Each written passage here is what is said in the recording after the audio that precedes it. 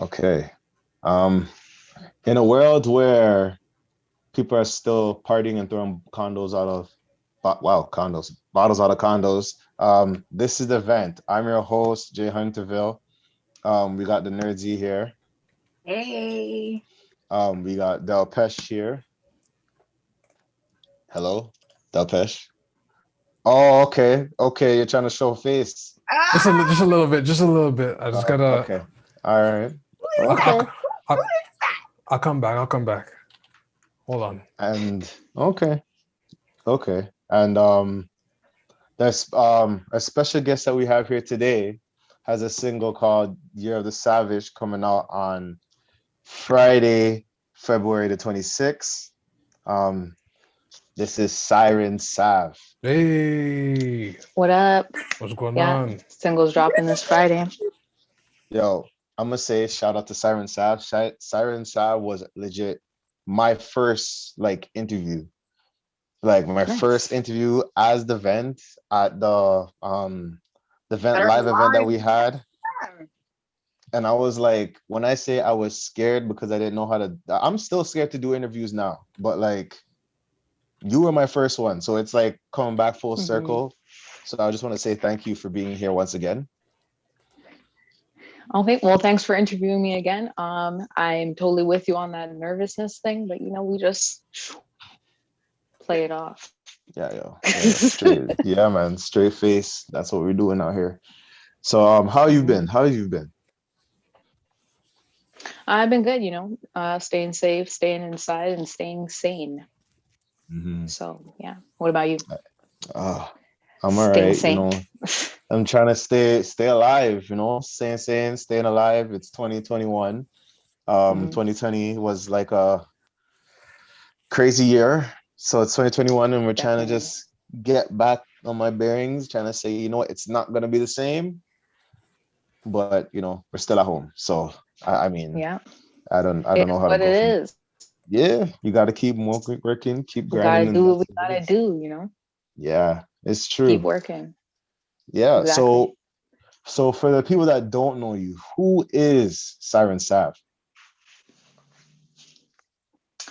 Siren Sav is just a mixture of things. Just, I feel like, that's me, my persona, all the aspects of myself that, I guess different versions of people, like different versions of myself that people meet. It's kind of like all encompassing of that.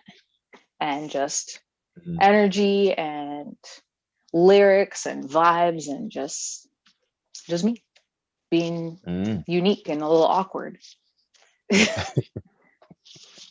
nice. And who is Siren Sav off the mic? um Pretty quiet, pretty reserved. It's like I guess I'm more of an introvert, and Siren Sav is more of my extroverted, loud, excited version of myself. Just overall good vibes. That's me on the mic and off the mic. Quiet, reserved, usually really internal, and don't talk too Hmm. much. And my face usually more like this. Hmm. So No, yeah. so just straight face all the time. I hear that. I hear that. So, Yeah. like, what is your background? Like, what was your childhood like? What was your background? Well, I grew up in a Caribbean household, Jamaican. Mm, My parents are Jamaican. They're from Jamaica, but they came here when they were really young, so they did grow up uh, Canadian. But my mhm. grandparents and everything still very very Jamaican household. Food Yeah. and oxtail and all that's my favorite.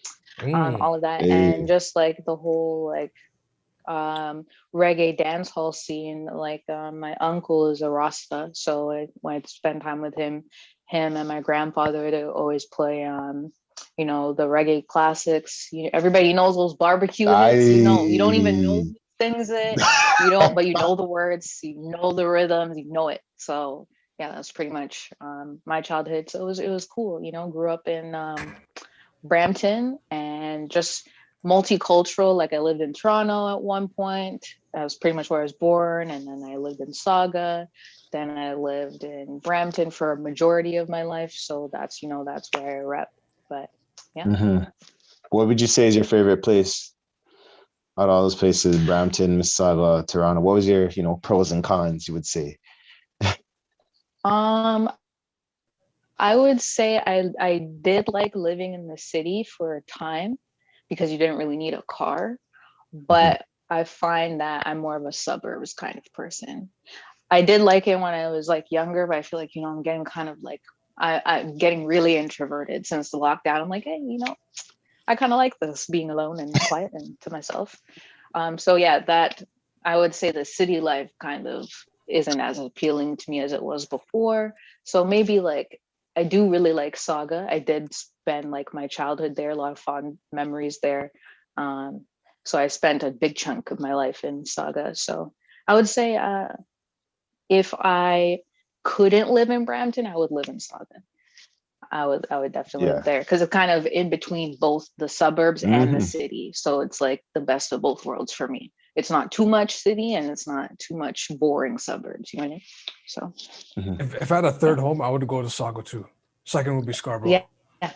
So Scarborough. Yeah, Scarborough's cool too. Hey, because of Godmother. That's really far. That's the only reason. Yeah, I totally agree with Mississauga though, because like living in Toronto, it's like it's fun. You're right with the traffic. You don't need a car and whatever, but like sometimes you just need your space. You know what I mean? Yeah, so it's a very congested. It can be a lot for people. Yes, I would say. Yeah. Yeah, and when I'm in Brampton, I like Brampton's peace and quiet. You know what I mean? But it gets boring. I like that too. Slowly, I feel like Brampton is getting like packed a little bit more. Yeah. But like I do like. Yeah, there's definitely I think there's a lot more people now in Brampton than before. A lot of people are moving out there, but the thing is, I feel is like people live there, but we don't do anything there. We leave. We all live there, work other places. We probably work in Saga or Toronto, go to Toronto for excitement or anything interesting. But that's it.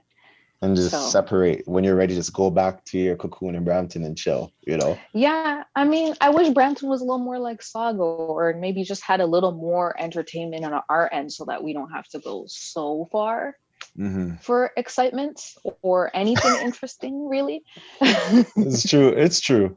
I hope they figure that out. I don't know. It's COVID. They have time to sit down and think.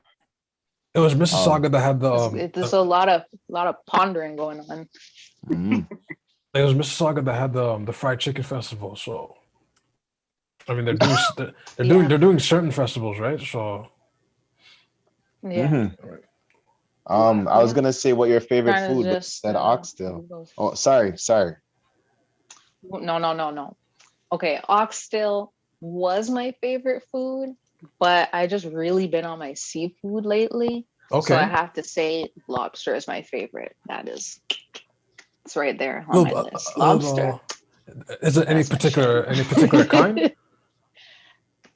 I like was it Atlantic lobster more than the Caribbean lobster, like the spiny lobsters. I think they're one is the Atlantic because I think that one has a nicer flavor, and that's the one you see in all the pictures where it's just red with the claws. Yeah.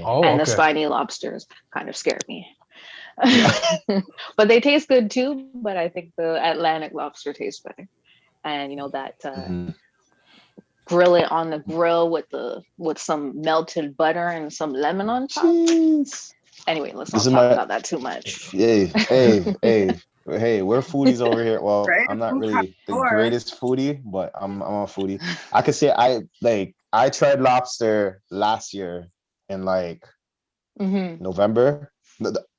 It was the Roy Jones Mike Tyson fight. That's my first time ever trying lobster. Okay.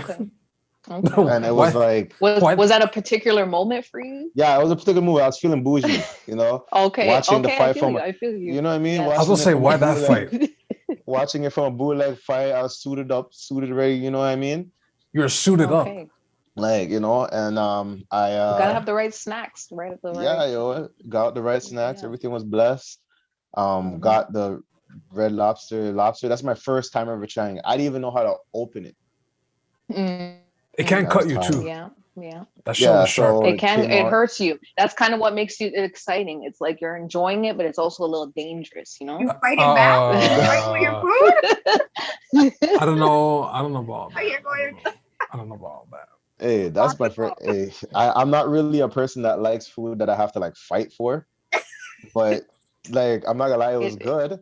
But I wish I just Seafood had is it. one of those things. Yeah, I know. It's part of the experience. It's part of the experience. You know, it's like Right. you didn't kill it. It's already killed for you, Mhm. but you still got to kind of like get in there and try not to hurt yourself. And then when you get what is in it, it's like so rewarding because it's delicious, obviously. Mhm. Even crab legs, like those tiny. You have to break a tiny leg just for that little meat. Well, and crab legs, specifically snow crab legs, those are bomb. That's the only type of crab legs you should be eating. okay, Those I'll are write the that ones down. that you There's more just meat. There's more meat and on then the it's crab leg. easy. Just I'll write this down. That's I it. got Right? Yeah. I'll write this Yeah. down. Yeah. Yo, Yeah, like I- those, you know, those little crabs with the like those little ones where it's just mostly shell and then they have like little tiny legs and just the claws. Like the claws, I don't know, I think that's Dungeness crab. Yeah. See, seafood connoisseur out here. Yeah. Okay. Dungeness No, I hear crab you. Hey. only has the claws, I believe. Yeah. And those ones are much harder to crack and eat and they taste a little like saltier. They're a little more grainy, the texture. And then the snow crab legs has that soft meat. That's what you want to get. That's what you need to spend your I don't money know on, not the other anything. one. I don't honestly. know. So I don't know It's anything. between salt and soft. Okay, I'll take your advice on that, Savannah. we believe you. Yeah. I'll Yeah, say yeah, this for then. sure. Because Uh-oh. yeah, I'm telling you, I know. Delicious.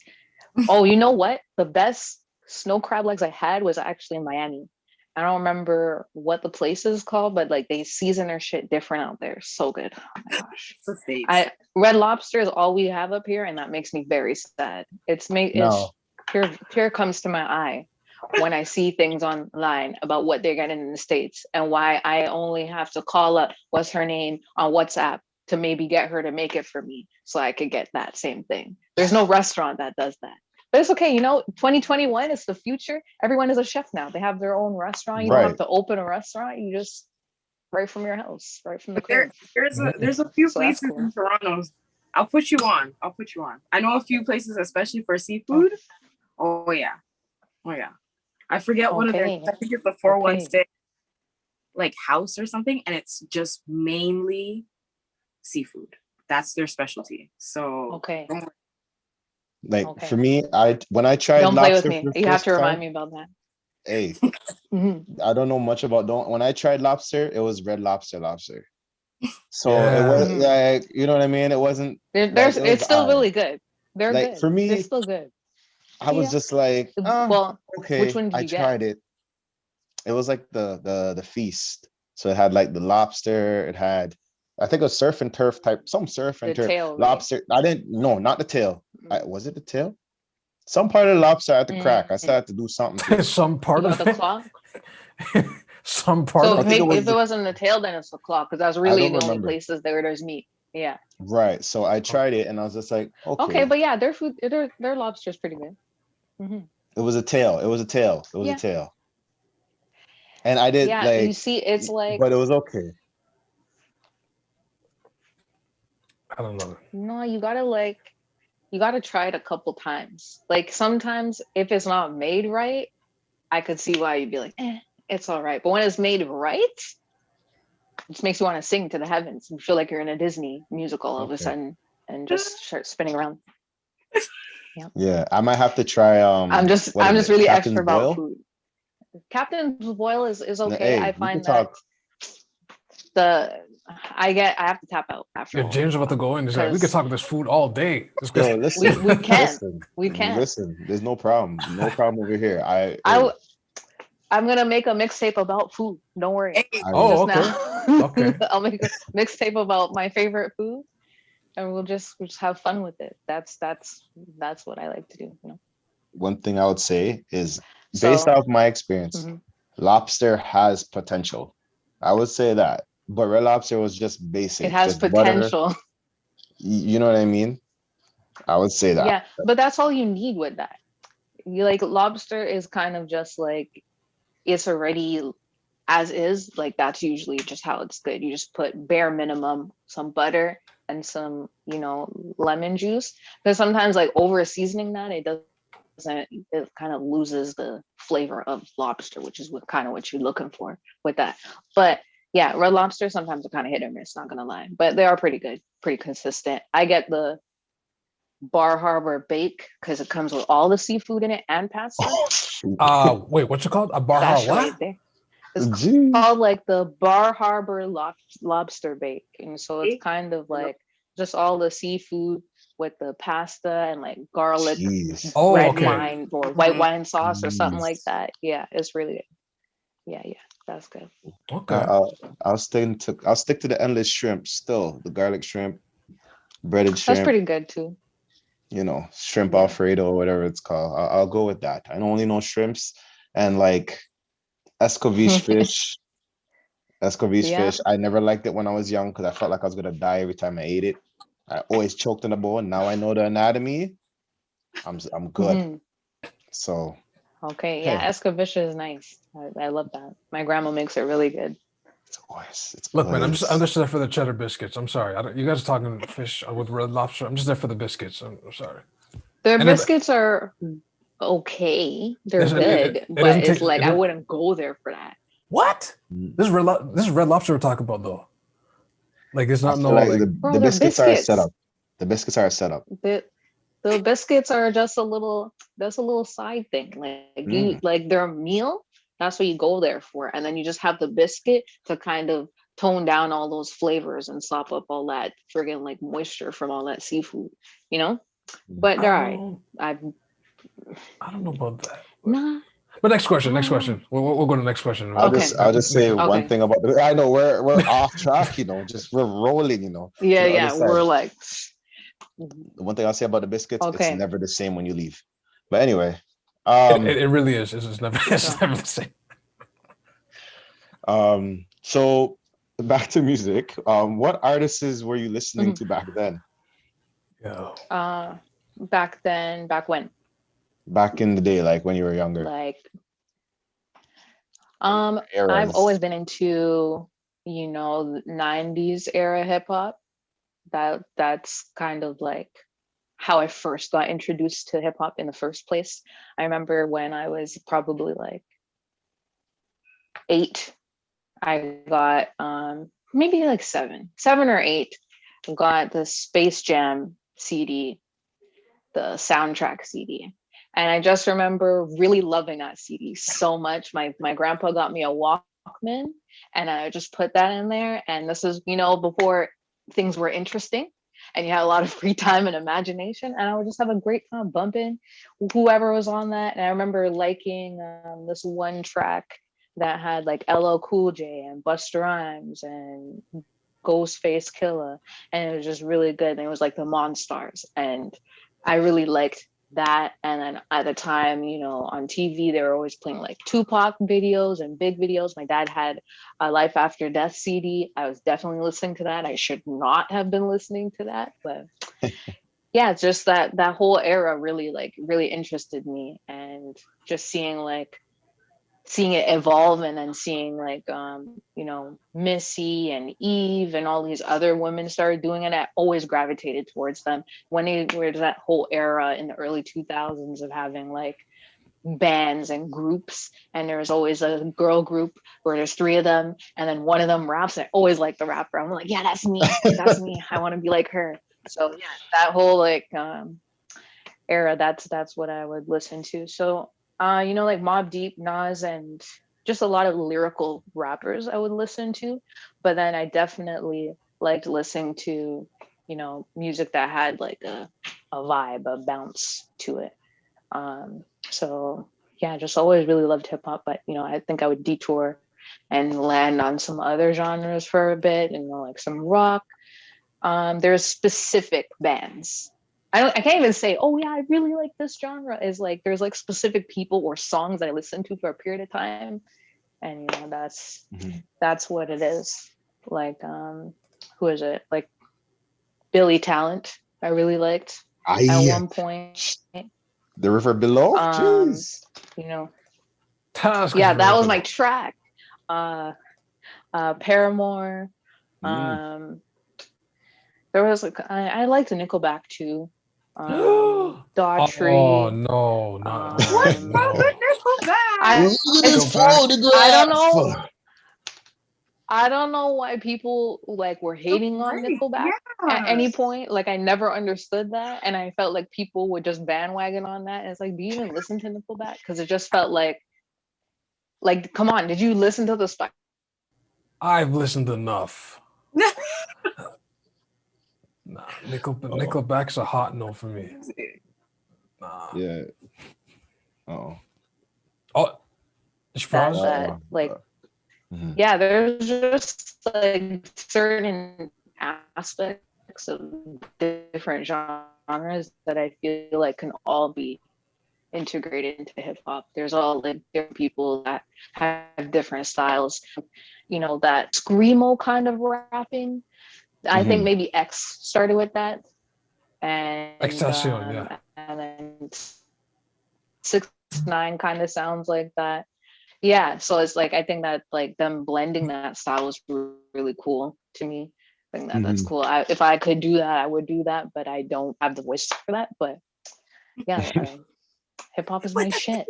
I love it. I just have a random question. For like, you know, 90s and stuff. I know there's been a lot of verses and everybody's going back on the verses battles, but there's one verses battle I haven't seen yet. So I just wanted to know your opinion, who you think would actually like, I'm not saying that, you know, this one's better than the other artists, but like, who do you think would actually like win? And who I have is Missy Elliott versus Busta Rhymes. Ooh. Missy versus Busta. See that one's like I actually really like love both of them. Like especially when they were both like really at the top of their shit. Man. Dirty music videos. Yeah, their style. I've definitely heavily influenced by both of them. I'm like playing some of their tracks in my mind right now. I don't know. I think I don't know. That's really hard to say because I feel like maybe it depends on like what you liked more, I guess. I think in terms of like Missy's songs being catchy and like you just hooking onto it as soon as you hear it, I feel like she would win that more so because I feel like more people would know her songs by heart. Everybody knows a lot of Busta Rhymes songs too, but I feel like I really was listening to Busta back then. I don't think y'all was listening to his tracks like how I can quote it for you. But you know, I think they're both really dope. But I think Missy would win that for sure. But Busta's 20 can beat a lot of people. A lot. Busta has a hard 20. So he has some fire tracks, and I know. So like I'm saying, I personally would think in my book that he would win. Like if I was saying just me, in my opinion, if everybody was like me, I would be like, yeah, he wins hands down. But not everybody, I don't think is like me. So I think majority of people would probably say like Missy would win, but I think Busta has way more like in terms of like lyric heavy. He definitely has more of that wordplay and stuff, and mixed with the whole like eccentric style. So I personally, he's my favorite, but yeah. Like I'm just thinking in my head certain songs that Busta did, like Busta What It Is right now. He has a song with Janet Jackson. What's it gonna be? Pastor Cavassier. That's the Pastor Cavassier. Yo, Touch Pastor It was a banger. all in. I'm trying to think. Like, put your hands on my eyes. He was. I feel like he was doing things. He was making music a little bit longer than Missy was in terms of like where she stopped. So I feel like based on that, yeah, maybe over time his catalog has gotten bigger. So yeah, he probably does have more hits than she would at this point. But Yeah. Yeah, it's a really hard to say, honestly. But yeah, Busta Rhymes for me, his give me some more video when I was a little kid, seeing I was at my grandma's house and BT was playing, and then that video came on, and it starts with some lady, and you know, with the friggin' like fisheye camera, fisheye lens, she's The like all fisheye. up in the camera, and then it's like some little kid turns into this blue monster. And Oh, he's just that shit gave running. me nightmares. That literally gave me nightmares for the longest time, but I loved it. I was like, this song is so dope. This is really exciting, but this monster scares the shit out of me.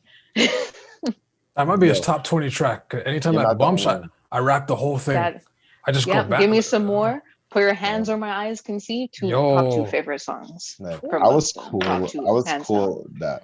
I'm cool with that. When your hands were I will see was a proper music video. I like that one. But give me I some love more. that song. Tripped me out as a kid. It did. Yeah, it was Too much very things was trippy. going Very on. trippy. Man, yeah. Didn't know the lyrics, but there's too much And going then on. he Right? had, I think he was also like, there's a part where he has like this like blue, no, like tiger makeup on. I think that's what it was. I don't Right. know. He also looked creepy there too. And then the put your hands where I can see part where like, you know, the people are wearing the glowing, the dark stuff. the And tribal, then yeah. the way like, yeah, but the way the beat was and the way the people are moving to the beat, and oh man, I'll never forget that song. That's my favorite song forever.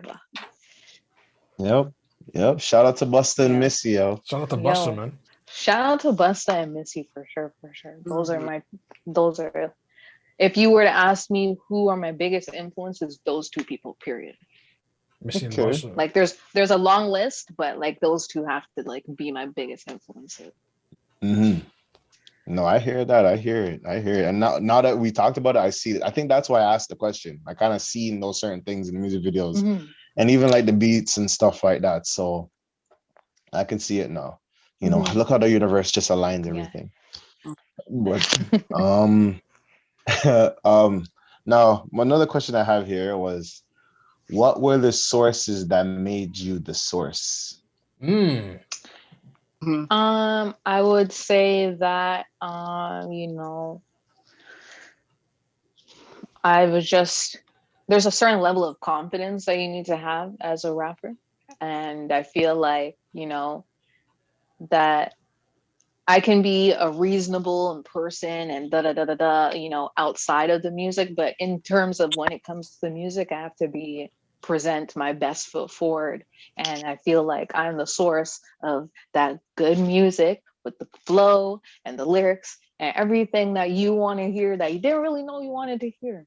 That's the bag I like to go into. That's the bag I try to go into. So I'd say that I'm the source of that hot shit.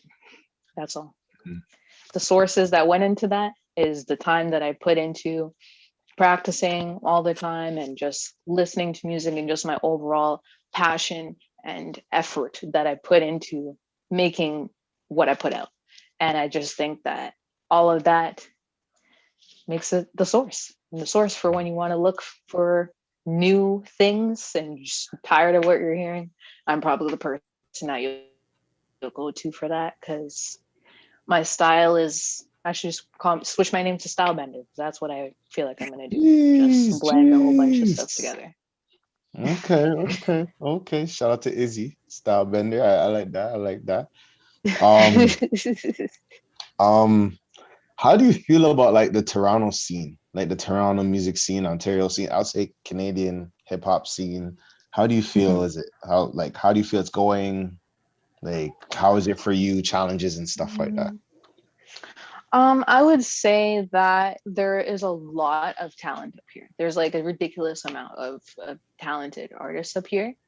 I think that the scene would be so much bigger and so much like it has the potential to be as to rival like, you know, our counterparts in the States. I feel like we're still at a point where we need to go to the States to get hot and come back to get the approval from people here.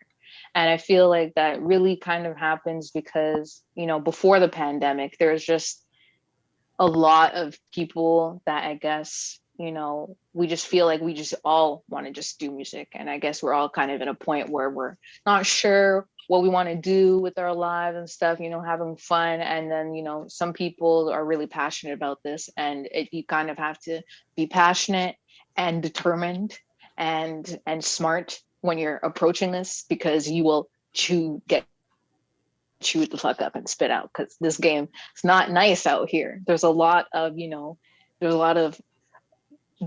people who have bad intentions, and they have their own things that are going on for them. And so it's just kind of like there's not as much opportunity to grow. It just kind of feels like everyone wants to be the next Drake. I want to be the next one person to be put on, the next one person. Like there's only a finite amount of space for the next person to just be big. Whereas if everyone was thinking, yeah, let's help each other and we can all expand together so that we can build up a community, it doesn't seem like we're really thinking like that. It's kind of like, there's these shows happening and everybody is going to these shows thinking that they're going to get opportunities to build fans.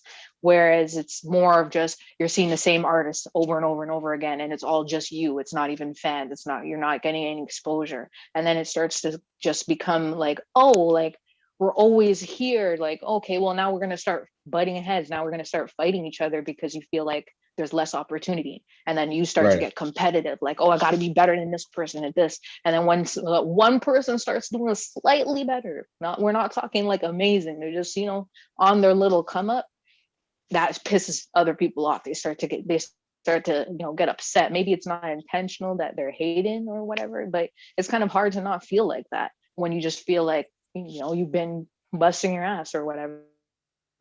Because oh, I've been to this show and I did performed here and here and here and here. And I feel like there's a lot of people that were taking advantage of artists trying to expand in the city, which is kind of, I guess, good that this pandemic happened. Some people can reset and think about what they're going to do next, start to learn the skills to help themselves. There's a lot of things that I feel like I have to start doing, like, learning how to mix and all of that stuff to even still be able to work with my engineers and stuff. But this is definitely a breaking point for a lot of people. If you are serious about it, you got to stay on it, because, in the States, like Atlanta, those places, everybody helps each other. Even when you look back in hip hop documentaries and you see a lot of the people who are huge now, there's a lot of people that now want to be like, oh yeah, I did it on my own, solo dolo. None of those people did that. They had people that helped them along the way, and they helped each other in their corner. And just and that kind of helped them to expand over time and get bigger over time. But now it's kind of like we're still in our infancy phase, but some of us have egos that we need to check out the door, because we just feel like, nah, we're it. I don't want to help you. Or maybe you come into this when you're like, yeah, I just really want to make good music because I love music. Like a lot of us start off like, I'm just so passionate, I love it. And then we go in and we start, telling other people like, yeah, you're so good, and being supportive to them. But, they probably got snaked by somebody else who said that same thing to them, or somebody said that to them and then they're talking shit behind their back. And then all of these things, and then that kind of starts to affect those people who want to be, genuine. They kind of start to go, oh, well, if everybody's acting like that, then I'm going to start acting like that. And now it's just this whole, kind of toxic genre era that we're in. But, there's a lot of people who are still doing really good. But it's just like, the violence has gotten really crazy around the music as well, because that's that same feeling like, and then it's kind of like this thing where a lot of people feel like they need to change and do the same thing other people are doing to get ahead, because it's like, oh, well, that's working for you, let me try that. And a lot of people are they're biting. And then some of it is you don't even want to bite that. Somebody is from the streets, they're trying to get out of that, and they talk about that stuff in their music. And then there's people who are in the streets who are have nothing to do with music. They're just in the streets. You can't stay around those people, because then, they don't want to see you winning. So they're going to try to keep you in those same positions, or try to take your opportunities away from you. So I just wish there was just more love and like genuine support in the city. I feel like that's going to take us to the next level, because we have everything. We have everything here. but it's just like, you know, people, well, you got to go to the States to get your clout and come back. And then that's when everybody is going to start, you know, being like, oh my gosh, yeah, for the clout. Oh yeah, you know, I know you. Yeah, clout kind of thing. So I don't know. The city could be way up there if we all just supported each other. So there just needs to be more support here, less violence, less hate, because that's not getting us anywhere. It's really not. It's stifling us. So yeah, shout out to the people that are supporting and putting on for the city, and you know, giving people genuine love and opportunities and stuff like that. Mhm. Totally agree with everything you said there. I totally agree. Like I've Too many been were lost in like the last 2 years, man. Like, too many talented artists. Yeah, And too many artists too is one of much. those things. Yeah. It looks like it's just you can't even like invest in artists in a way because it's kind of like they might just be doing time this time or they might pass away. It's just a lot of things that is just very toxic, Mm-hmm. but it sells, which is crazy. which is yeah. Mm-hmm.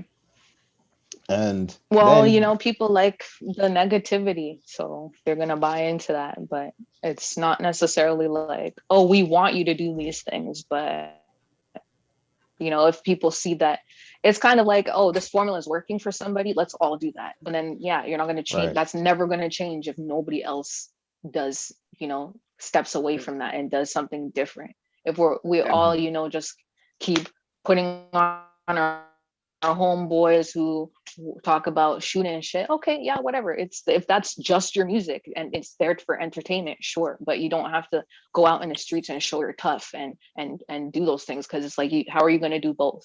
How are you going to be getting out of the city by doing this, which is a job also? It's, yeah, you love it and you're doing it because you enjoy making music, but it's a job at the end of the day. And no job wants to keep you in business if you're out here murdering people or getting shot. And, you know, like, it's not a good look. You can't be in the streets at the same time. So I just feel like, you know, there's a lot of people who say they're your homies, but, you know, they're not looking out for you or your best interests. So I think some people need to step away from that and maybe not even rap about those things. You know, if you feel like, oh, well, people are buying into that, we'll make something else for them to buy into. So yeah, I just think that Totally needs to agree. change. It's not cool. Like all these people getting shot up, like that's not cool. I Mm-hmm. don't know why that it's like they say it in the music, but you don't have to go and do it. Mm-hmm. It's like you don't have to make that a reality. Mm-hmm. So I don't know. Totally agree. Totally agree. It's funny because sometimes even when you think about it, like if we all were just a unit and supported each other as a unit, and it was just Mhm. Toronto versus everybody like it's supposed to be, It should be like they that. would be coming to us. We Yeah. don't have to like branch out or whatever. They would come to us. Just just think about how hard we go as Canadian artists when we get into that market. How Yeah. we go hard. We go like we have the talent for it because this is where this environment breeds that. It breeds like you having to go hard for what you want. And you Mm-hmm. know, you can't always play it safe, but you need to know when to support people, and you know, some people you need to keep at a distance. But it's just this whole like a lot of snaking and negativity going on. We don't need that. Support only. That's how we'll compete with them. No, I hear Yeah. that. Totally get it. Totally hear it, man. Yeah. Question. When you're in the Mhm. studio and you're, you know, doing your music in your process, who do you need in your studio? Like, do you need the hype crew? Do you need like, is there certain people you need in the studio? Like, Or even nobody. right. Yeah. Yeah, I mean, I usually write before I go to the studio. Like I prefer to be organized, but I am kind of having to change that because now I can't go to the studio as much. And you know, having it's a lot harder to be inspired at the moment, being stuck inside all the time, ain't shit going on. Oh, what are you doing tomorrow? Same thing I did today.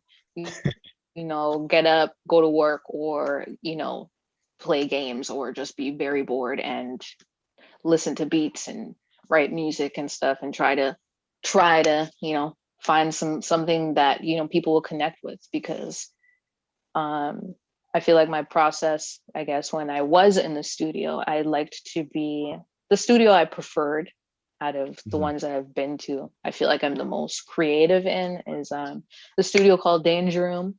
My boy Justin Unlimited. So Just Unlimited, he is my engineer. I like his studio because it's kind of smaller and it just feels right. It feels homey. And so just me and him in there is cool. Sometimes I have like one or two friends come through, but I feel like I guess if I'm creating something, just me and him and the studio, that's it. And the beats, and we just vibe. So yeah. Okay. Yeah. What I you found say? I found a lot of people that they either prefer like nobody or just like 1-2 people. That's it. Like it's just Yeah, because I feel like sometimes you want the friends for the approval. It depends on also the vibe of the song you're going for. It's like if I'm making a song where I'm not getting too emotional, or it's not too deep, then yeah, it's the vibe is kind of just that overall happy or chill vibe, or it's a hard track kind of thing. That's when I definitely want to have some people there, some friends there, because then it's kind of like a vibe, it's a party. But if I'm making a song that's all sad and moody, I don't really need anybody there for that. It's not really the environment, or it's not fun. You're just there. Shh. No, I hear that. So, I yeah. hear that. So what do you say is your go-to snack in the studio? If there's something you're eating or whatever you're doing in the studio, what would that be? Well, what food would that be? it's because the favorite snack. Favorite snack? I don't eat in the studio. Yeah, I don't really eat when I'm there. It's kind of just like if I'm in the studio half the time, I'm hungry. But I feel like that's good. But yeah, I don't know. Maybe I'll have like a drink. I'll have like a drink or something. For like your vocal cord, yeah. Just like a drink. Definitely have to have water. That is the best snack. Water, period. I can't not have that. I don't know. The snack is a blunt, a drink, and some water. Okay. That sounds. Yo. So, what's your favorite Dragon Ball Z character? Hey, what the? What? I mean, it goes with the song. Come on, that's a reasonable question. Okay, that's what I asked. That is why I asked. You gotta go with the over 9,000. Threw me off. It's like threw me off, man. It would be between I kind of like the villainous characters a little bit. Okay. I like Vegeta. Okay. It would maybe have to be between Vegeta and let's see. Okay. Man, it's hard. I don't know. Hold on. To think for a second. So far you got the because I like, and you got the same Prince. Yeah. And then who's your number 2? I did like old school Gohan. No, I liked old school Trunks. I liked Trunks. Okay. All right. So it's between Vegeta, Trunks, and Cell. Okay. I liked Cell because he was such an asshole. Yo. He was annoying, but I liked when he laughed at people. It was, his laugh kills me. And I just liked Vegeta. I felt like he was a salty guy, but he was also still kind of nice. So I don't know why I liked that about him, but I felt like he was less goofy than Goku. And so it's I liked Goku when he would get serious. So yeah, but Vegeta is always serious, so I would say Vegeta. Yeah. I'm not gonna lie. Shout out to Chunks. I was cool with Chunks. Like Chunks was that guy to me. Trunks was. I'll say. I thought Trunks was really cool. He looked the coolest to me. He is With personally. this, I I think like he was swords like the too, coolest right? looking character. Yeah. Wait, just to be technical, you're talking about when he was a Ute Trunks or future Trunks? Yeah, when he touched road and sliced Frieza the one time. Yeah, no, I liked Future Trunks, Future Trunks. but I just like Trunks overall, and Kid Gohan.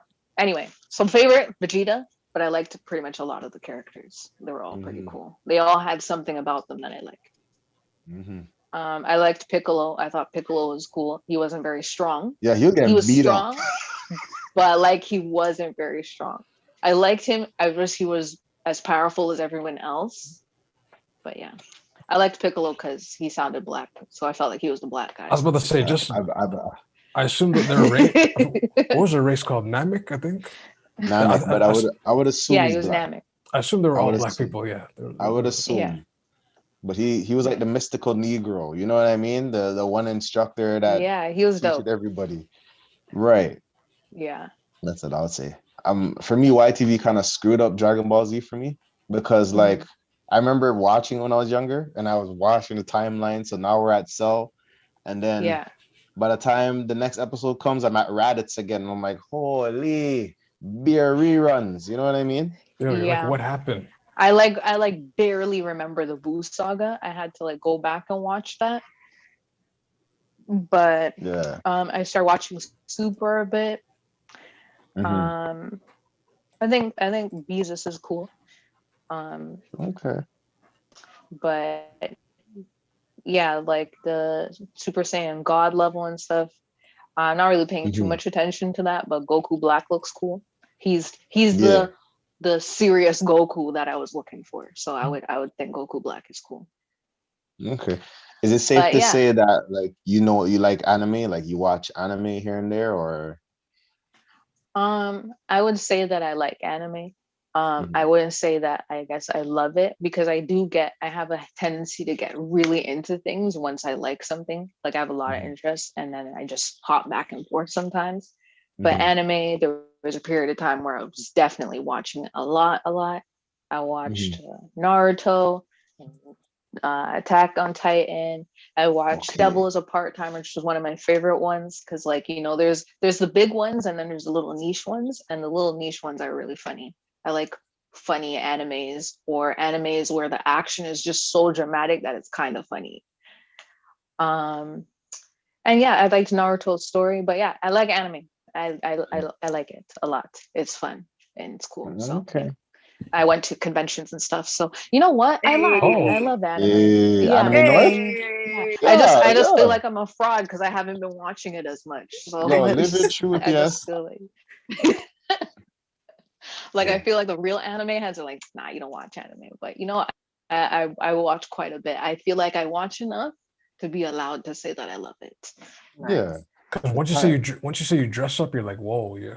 I'm not at that level. I didn't dress up. I didn't cosplay, but I would cosplay. You would? I didn't, but I would. Who would you cosplay? There was people there who had really good cosplay. I know it's on the fly. I wouldn't cosplay as any like current anime character right now as I like, but I definitely always wanted to cosplay as no, I wanted to be, what's her name? I wanted to be Kita from Lost City of Atlantis, where she has like white locks and then she has like man, I don't remember how to describe her. If you've seen that movie, let me do my Googles. I would want to cosplay. Do a pose. Hold on. Let me do a Google. I feel that. Oh, okay. Yeah, I would want to be that. What was it called again? Lost City of Atlantis. Okay. Kita. The movie. Yeah. That or who would I want to be if I could cosplay? That's a good question. I don't know. I would probably if I really liked Naruto, so I would want to be someone from the Cloud Village because the people from the Cloud Village were black. And they had cool hair, and I just totally identified with that. I don't remember what her name was in particular, but there was this one character. Her brother would always have a lollipop, and she had like red hair. I don't remember her name right now. It's so long that I've seen that. But the people who know what I'm talking about, you know what I'm talking about. Yeah. Yo, So yeah. I'm just gonna say shout out to the Naruto fans. Like I watched it like straight, like from you to like sitting. To the Like show. Yeah. I was invested. Like I was From, invested. yeah. Kudo. Yes. I was watching it, and I started watching Boruto a little bit, Oh, I tried. but I kind of tried. lost interest in that. Yeah. Yeah, I lost interest. It's like I like Naruto. Sorry, Boruto. I don't care. Right. And Hunter x Hunter. That's my shit. Killua, Gon. Those are my people right there. So if you guys can And skip, I liked Hisoka. wait, so if you guys can see Oh, on you got screen, the picture up. that's the That picture. is Yeah. that. Okay. Okay. So Yeah. okay. All right. Yeah, Yeah. I would I'm want to a, cosplay as her. I feel like I'm on the same wavelength when it comes to that because I've watched Naruto straight, tried Boruto. I'm like, I heard it gets better, but man, it is draining. It It's like, starts off. oh, Yeah, it's it's like slow. I don't know. I think the pacing is just not there for me.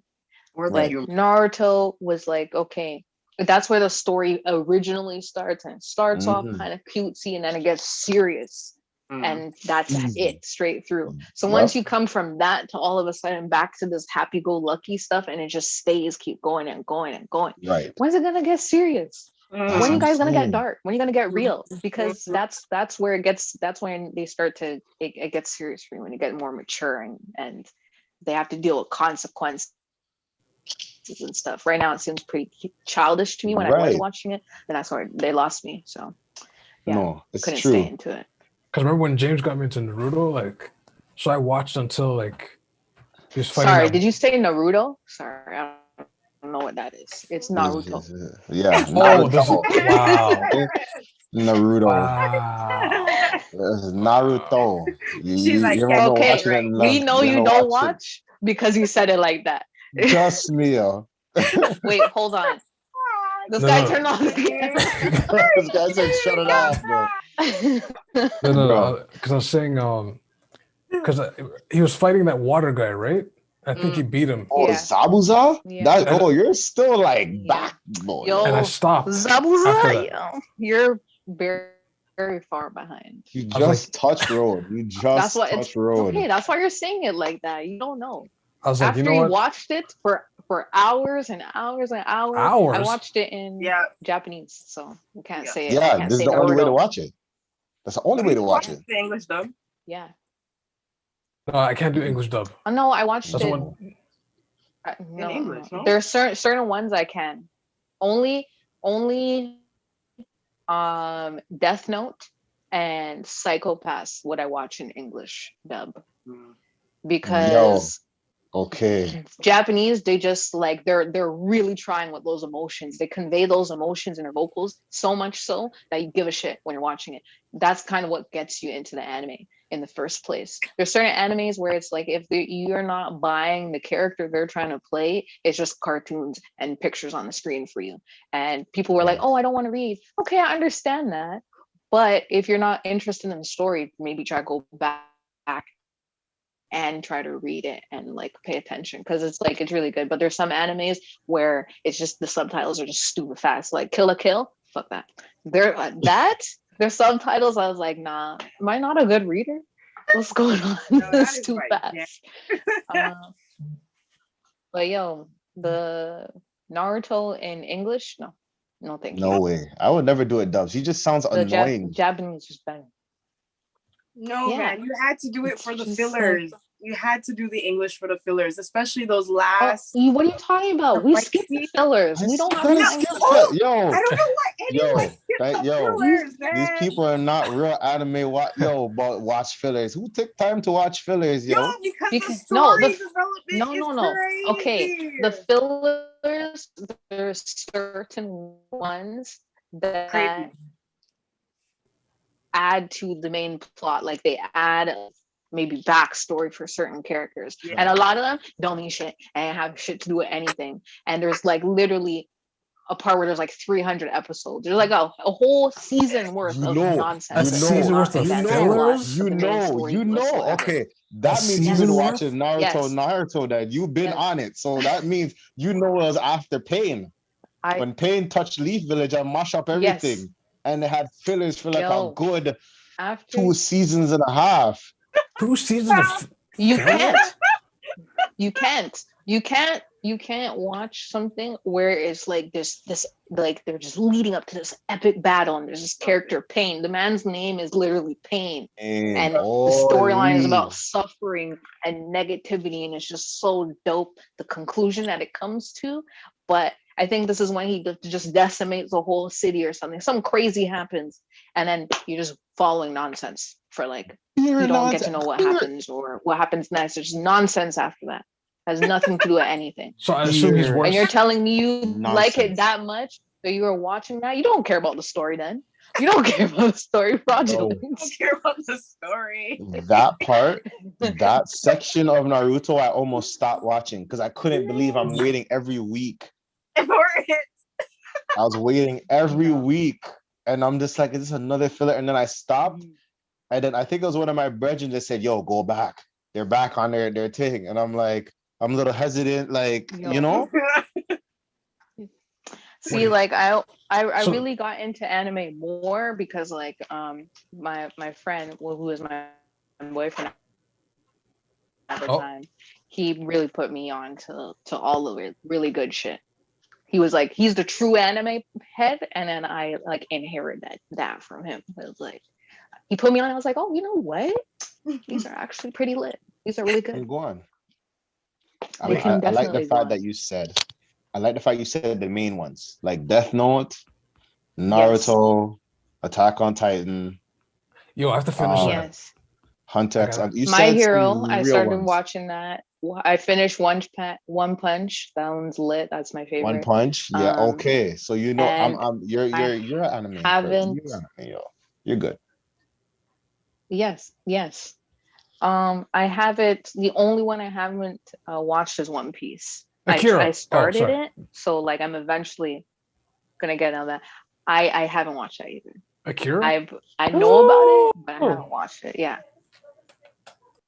I'm gonna say, yo, I started One Piece. I know Akira is probably really good, but I started One Piece, and you have then to I know. looked You at it. gotta look for those guides. Bro, they're like 700 episodes in. Yeah, you gotta look for the guides that tell you what you can 700 skip. episode? There's Yeah. guides to, Yeah, to skip? That's how you Yeah, really but know you- you're into anime. Yeah, you gotta look for the guides that tell you where you don't need to. You can stop watching and just skip. And if you're Because otherwise, I would have never finished Naruto. yeah, You're and right. if You're Yeah, right. what? You know what? You gotta read the comics. The comics give you all The the mangas. Yo, yo. Mangas. We Yo, all the talk about comics. mangas. It's mangas, yo. Yeah, I had like a manga reader on my phone Yeah, for a me while, too. and but I fell off. I was reading Attack on Titan. I was reading One Punch, and it's really good to like read them because then you kind of get everything before it becomes an anime, and then you see the Okay, anime, see? and then it's all moving and there's voice acting, so it's so much cooler. But yeah, the mangas are dope too. Crazy Yeah, there's times, actually a man. lot of animes that I've watched. Let me What was throw that another one? one. High School of the Dead too. I watched that one. One Piece. No, No? there was Okay. Yeah, me too. I didn't watch that one, no. But there's one on Netflix right now that I'm kind of watching called Megalobox. That one's kind of cool. I like when there's really good the animation for like fight scenes are really good. It's my favorite. When you can feel the impact and it's animated. That's how you know it's good. Yeah. When you see someone get hit and then the way that they animate the fist swinging and it's like this whoosh animation and then the person getting hit Yep. and it's not just like, oh, it's like their lips extend or God, something. yeah. And it's like just super dramatic. Love that. It's really good. It always makes me laugh. What's that movie called? The movie does that. Shoot, it was a kung fu movie. Kung Fu Hustle. Kung Fu Hustle. They tried it, but it was Yeah. trash. To me, it was wild. I but don't really remember that. I remember Yeah. hearing about it when it came out, but yeah, I never watched that. But it was Like they would probably funny. exaggerate, like they'll punch you, and then the guy would do like a slow motion, like Yeah, like I actually watch what's her RDC World on YouTube, Yes. and they Yup. make like their anime references all the time. I love Anime it. There's House. this one video where, yeah, where they did where they're just making fun of the fact that in animes, like the protagonist is usually probably like some little kid who is on his journey to become a super powerful person, and then they have to fight adults, and that adult whoops their ass. And it's Yep. like they made fun of that fact because it's like only in He's animes is just that a acceptable. kid. Because it's like because it's like in real life they're like this overpowered grown man like just pumping the shit out of this kid. Like, oh, he should stop now. He's fine. No, he must feel this, blah, blah, blah. They're just so dramatic. I love it. Yep. I'm this extra person sometimes, so anime like really it brings those out your characters. It brings out the animation in myself. Yes. Yep. No, hey, you are a true anime fan because if you know about Naruto Pain, that means you're invested. If you know about Attack on Titan, but you know, sometimes when you get older, life hits. That's why I can't catch up on Attack on Titan right now. Like Yeah. I'm having a hard time to I'm like way sit behind. down. Me too. I have a hard time sitting there and actually trying to watch like anime. It's I'm old. I have responsibilities. Yeah, it's hard, but I love it. Guess I've It's good. I responsibility. try to put I try to put people onto it who are like, you know, they're well, like what should I watch and blah blah blah. You should definitely watch animes. They're not for little kids. It's not cartoons. Okay, definitely a lot of work gets put into really good animes that have really good plot lines. Sword Art Online. I remember watching that, and once they You're got calling all to the good probably ones. Calling all the good the ones. third season, where it kind of just like lost track of like what they were going after, I just stopped paying attention. Okay, I so stopped. Because it's also like character growth too. just to Right. clarify, Yeah, the go ahead. third season's when did someone wake up from the hospital and you figure out it got weird. So okay, I didn't watch after Gun Gale. Like after second season, I stopped watching because I didn't know where they were gonna Yeah, go. that's when I stopped watching too. It's like when the main character he he won was playing basically. his avatar, they were in like the first game, yeah, and then he won that, and then the second one he's like playing his avatar as a woman, and then so like they're playing jokes on that one, and like I just kind of that's really all I remember, because then after that I stopped watching because it stopped getting interesting after a while. It just starts like, what do you guys what's the point of this anymore? So I What stopped is when this? The character doesn't because seem the same. Jimmy put me onto this. So I stopped watching after season 1 because all of a sudden the guy wins, right? And then he's visiting a girl in the hospital, but then the what's it called, the doctor. Wait, time out. Don't spoil it. Don't spoil all this on, yo, because whoever, you know what I mean? Spoiler alert. Spoiler alert. Spoiler Gigantic spoiler alerts. So we can't be doing all that. so the girl was in the hospital. You're gonna then, continue right? though. Oh, okay. All right. Yeah, first of all, this is an old show. If you haven't seen this by now, like you're slipping. Like Trigon, like old or That's looks like 3 years back almost. When you put me onto this? Like 4 years back? This is When way I was back. in college, Yeah, this is and way I had the back. time to study and like somehow watch anime. Nah, but like not that. Yo, anime is lit. I I want to have an anime of myself. That'd be amazing. That'd be but the story just got weird. Like it implied like incest. I was like, whoa, what's yeah, it's there's sometimes like the stories kind of like trail off, where it's just like what they did with Dragon Ball Z, and they made they messed up Gohan's character, where it's like you're following this anime, you like this character, and there's a certain they're constantly reinforcing how this character is supposed to behave, so you feel like you know them, and then they kind of like, once it gets to the pinnacle of that arc, they just make a left and do something different, and then you're just like, who the hell is this character now? Cell just games, this right? goofy, not just like not powerful, and then just let me get close. They did something similar to that in Sword Art Online, where they just kind of trailed off and their story kind of I just lose interest. They also did that in Hunter x Hunter. I think it was the very last season. First of all, one season kind of stopped being about Gon, which and Killua, which are the main characters you get introduced to and know of for like majority of the seasons. Then it switches to like some weird next spoiler, weird like creatures, and it's just focusing on these creatures for a while, and you're like, okay, all right. Then it gets to the last season and starts being about his dad, and you're like, I don't care. Just like how Gon didn't care about this, like it's just weird. It just shifts too much for you to care. Then they lose people like that. Happened So to Gohan. I don't know. They should have cut Bro. that shit off. Bro, from the time He just started becoming the comic relief character or something. Virgin, Gohan, from the like, time he I had don't know. Cell in the bag, and he was like, he just had to kill him. He just had to kill him. He just had to kill him. Right. You know what? I Superhero suits and all them sitting there, but yo, I don't know what happened Gohan. he was and supposed to be like the next Goku because they don't want to get rid of Goku. They're just like, okay, well, what are we gonna do with Gohan? Where is he gonna fit in the story? Okay, well, let's just make him the goofy, like kind of comic relief character or something like that. And it's like, why? He's just so lame now. And he lost the arm too. How did they disrespect him like that? He lost the arm too, which is He lost an arm now. Is that in Super? I think that's I think. Yeah. I'm gonna say this, yo. We can go all day about anime. We could go all day. Like, well, let me try to get back to the interview because yo, I wanna talk about My Hero Academia, and I wanna talk about Go Beyond Ultra. Yep. When I seen that, I said, yo, I'm a believer. Okay. But anyway. What does that say? Drop your anime references to Siren Sav. Definitely the first time I ever seen. Yo, I got you guys.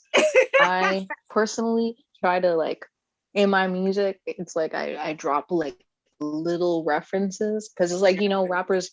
We kind of rap about things that are relevant to us or whatever, and it's like things that we're interested in.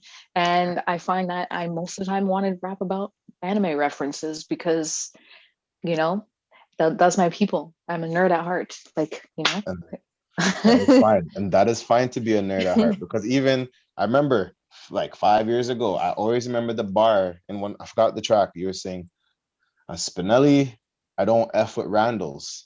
And you were talking about recess. That still sticks in my head. Sticking to my head. Yeah, and then that's like one of my favorite bars. So Randall's so evil. Then on to like over 9,000, I'm like, okay, you watch cartoons back in the day. You know what I mean? You know YTV, Fox Kids. Cartoons, anime, games, video games, back on my gaming shit right now. But yeah, I like to be lost in creative worlds because reality can be boring. But yeah, that bar that you're talking about, I was thinking about that the other day. Like maybe I should drop that song on SoundCloud or something, like my vault of old stuff. But yeah, I remember writing that line and just thinking of where I was saying like that song, I was inspired specifically by Tribe Called Quest. I was listening to them a lot when I was writing that song. The song's called Give Me Room, by the way, for you guys to just look out for that on my SoundCloud, maybe. Featuring Matthias Hayes. So that was good. So that song I was saying like suburban beast strolling in socks and sandals. Okay, so I said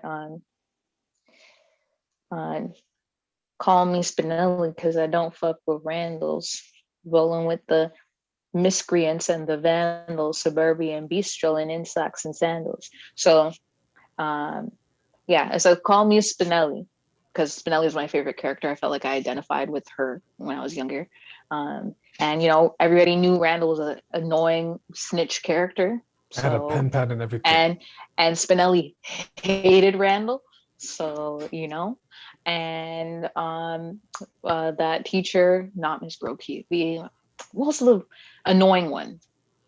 the old lady with the hair and she wore the yellow dress. I don't remember her name, Oh, but she'd oh. always go, you miscreants, you vandals. Yes, yes, Yeah. yes. So that part came in my head too, because it's like, yeah, that's who I'm hanging out with, the rolling with the miscreants and the vandals, suburban beasts, because I'm living in the suburbs and beast of the suburbs, just the dork that gets our body sometimes,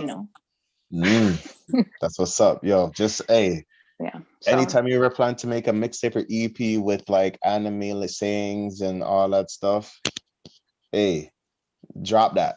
Just drop it. Let us know. yeah. Yeah. Yeah. Okay. I just sprinkle it in there for those people who watch it. I want you guys to pick that up. Like, I only called the song Over 9,000.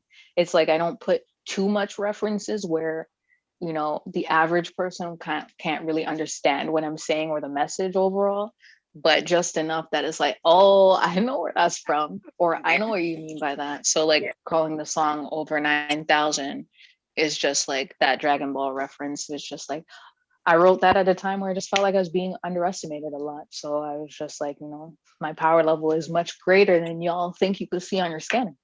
So over 9,000, and just telling myself to level up and constantly get better and keep doing me, and and then Super Saiyan reference in there. So yeah. So and always in anime, because we could break this into like an anime comments. There's always that moment in life where it's definitely like do that. It breaks. Like when I remember Dragon Ball GT, when Goku was versing Baby and he's getting his ass beat, and then the moon shows up, and then boom. Or when Naruto finally touched road after Pain did what he did. It's always that like moment where things this tide just changes. All to Avengers when on your left. You know what I mean? So for you, when did it hit you that you were over 9,000? Like, when was that? What were you doing, or when was it that said, you know what, boom, the saying just kicked in? I think I was just in a place where I'm constantly feeling like the pressure of doing this sometimes.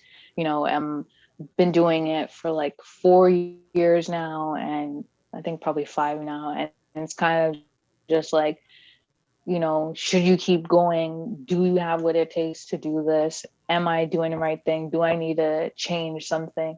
Because I'm not getting where I want to get. And then I was like, no, I got this. I got this. Like, I remind myself, like, only I know what I can do. Nobody else knows what I can do. You only know what I show you, and I haven't showed you anything yet. So I think like over 9,000 was kind of just me changing what, like, the foot that I was putting forward. Like, I think the source was my first kind of introduction to kind of introduce my audience to where I'm coming from. But over 9,000 is more of me showing like my versatility, and me showing that, yeah, like I can make a banger, I can make hits, but I could also, make that smooth thing that I like to make, where I'm just saying lyrics or I'm talking about something in particular, but I kind of like to make sure that I don't just write for no reason. I do that, for fun. I do like to make sure that I always have fun when I am creating my music, but I also kind of, sometimes I need to just get in there and, tell people that, I'm not a joke, I'm serious. So that point for me was, I think I wrote that beginning of 2019, I think. Yeah. So like, I think I wrote that, and I just felt like in a low kind of place at that time in terms of like what I wanted to do next with my music. And it's it's still constantly a back and forth, but when I'm putting my pen to that page and I've been working and I be staying up and in my zone, that's when I know I have it. Because when I'm not, that's when I'm not. So I know I'm over 9,000 because I told myself. that I am. And so now just show everybody else. Okay. I rate it. What is there any Toronto artists you would like to collab with? Actually, wait. Before you answer that, there's a question in the chat.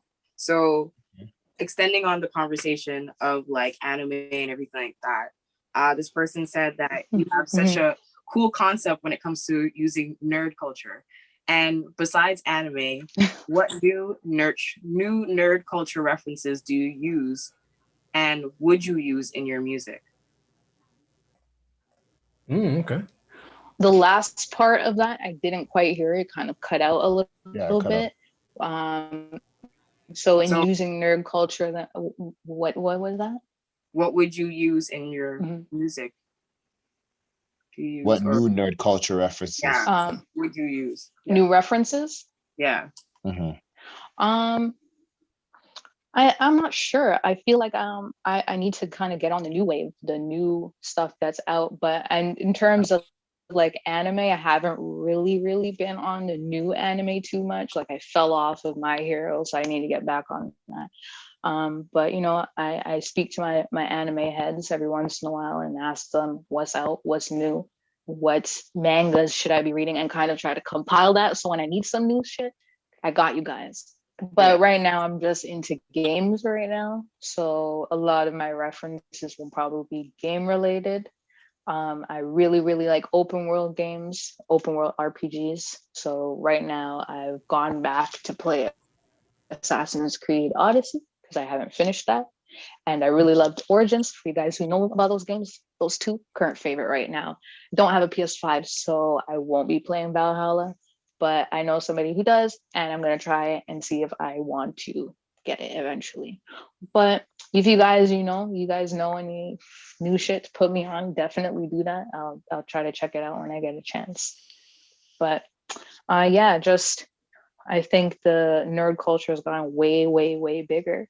I especially feel like in in the Black community that being especially I have like guy friends who were really into anime, and a lot of that is seen as like super corny before, and now it's kind of like they were like cool enough but not like, oh my gosh, I'm a dork, but like they was just normal people, just not this one or the other kind of thing. And there's those really cool guys that would tell them like, oh, like you're mad nerdy for that, but then there's guys like that who are like, I would never think they would watch anime, and they'd start talking and just like, yeah, bro, I really love when Boruto did this thing, not Boruto, but Naruto did this thing, some that kind of thing. So I think that's really cool. I think that now there's more of that.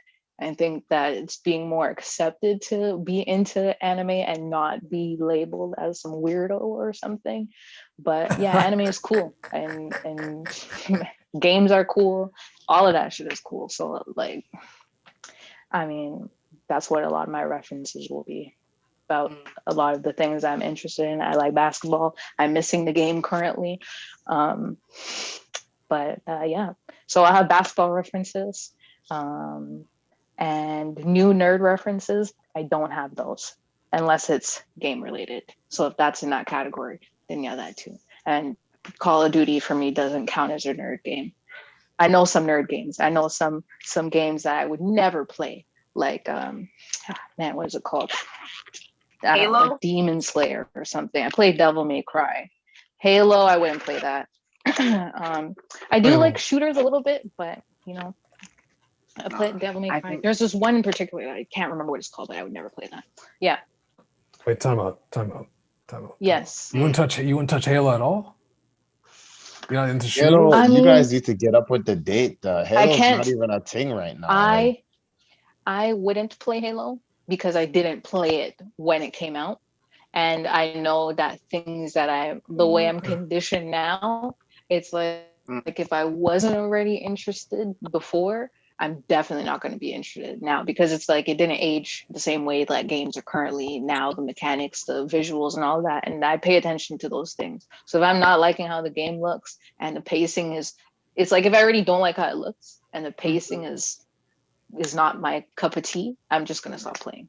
So I probably wouldn't play it for those reasons, but it's probably a great game. Story is probably great. So I probably just Google, YouTube the story and see how that turned out, so that when the next one comes out, maybe I would jump into that one. Mm-hmm. So, What about Dark Souls or Demon Souls or Devil May Cry? Didn't. Okay, so I've never played Dark Souls. I played Devil May Cry, the newer one, not the one that was canon, the one with the new Dante that nobody liked, but he was super hot, so I liked that one. Oh, the guy with the demon arm? And then the big demon arm, I think it was. Yeah, I don't know. The one where he's just like, he looks like, yeah, was it that one? No. Yeah, I think it was. I don't know. It was like it was DMC. It wasn't even Devil May Cry. It was DMC, Devil May Cry. Dude with the black hair. That one. I played that one. Mm-hmm. Yes, where he had dark hair. Yeah, And I think he just had a demon like, hand. you know, the pretty Just boy asshole. Yeah. Mm-hmm. I think that was one of the moves. I don't remember. I use the sword a lot, so I don't remember. And what was the other one?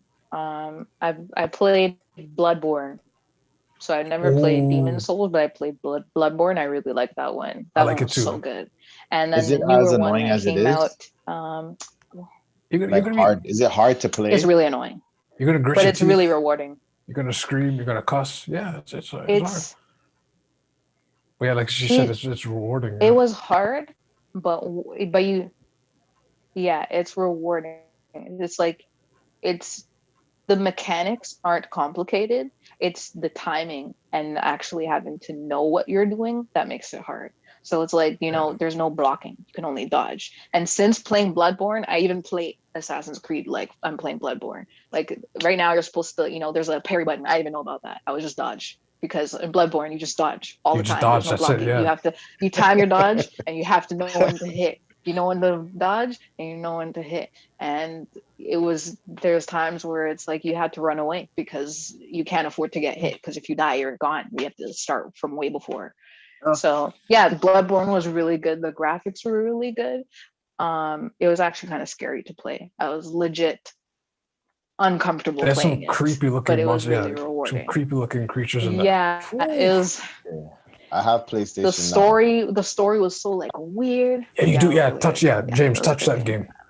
Yeah, when I have PS now, so I'm gonna try that. Right now, I'm playing Ghost of Tsushima right now, and I had to learn the mechanics for that. But like, I might try Bloodborne and see how that's like. Definitely, Bloodborne was my shit. That was a good game.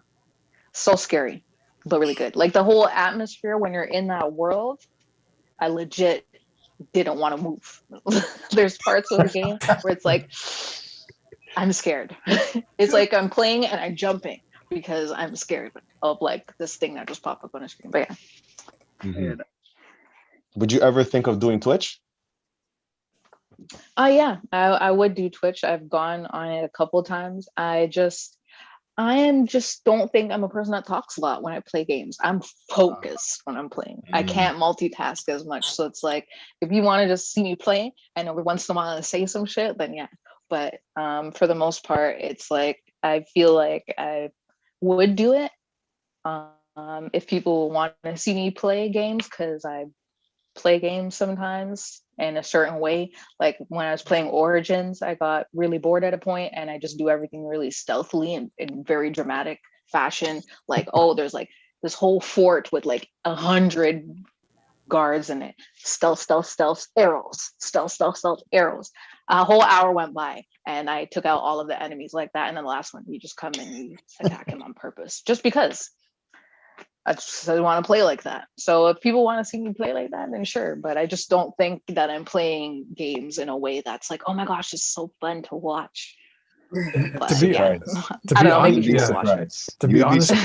people really just log in, even if you don't talk, they just watch you just play. Gameplay. Yeah.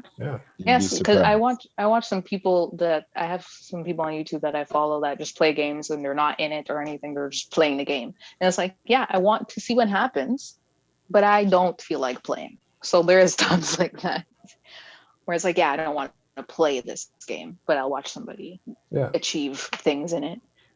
But yeah. Yeah, like I could say, yeah, Twitch. Like I've been on Twitch. I'm a Twitch affiliate now. I've been on Twitch, and like you'd be Hey, surprised who comes on Twitch and just watching you play, even sitting there watching you play, cracking jokes here and there. Even if you're not Yeah. talking, like I'll get to a point where you'll start engaging. You know what I mean? Mhm. So Yeah. I would Okay. say, Well, you guys follow me on Twitch. I'm pretty sure it's the same as my artist name. If it's not mhm, Siren Sav, it's Crimson Sav on Twitch. So follow me on Crimson. there, and I will play some stuff on there. okay. The only time I'll probably talk is when I was playing Sims. So like I Yeah. can play real games and I'll play those games because I don't know why guys like to act like, oh, it's not even a real game. It is a game. It teaches you about life. It teaches you certain things. It makes you think about certain things you didn't think or perspectives that you didn't have on certain things. And guys just think it's just dress up or something. Yeah, well, there's some things to be learned about that. Anyway, when I play Sims, I talk shit because it's funny because I'm just making up Look, stories as you I'm can playing. you can literally create your own like drama, your own murder show. Like this person's on Yeah. fire. This person cheated on So someone else. sometimes I was like, yeah, it's like, oh, yeah, exactly. That's the best one. Like Oh your yeah, I Sims built this lead nice to the house and death. this guy, he has this Yeah. restaurant. It's actually hilarious. Oh, sorry, I think you froze a bit. And then, yeah, Oh, just haters that say it's not fun. Oh, James, you're on mute, oh, he's man. frozen. Oh, are you back? Your mic's muted. Sorry, my bad. Okay. Other All questions I right. had. Sorry, my head. You guys are going gaming. I'm just wish I had jump in. So sorry. Which Toronto artist would you collab with?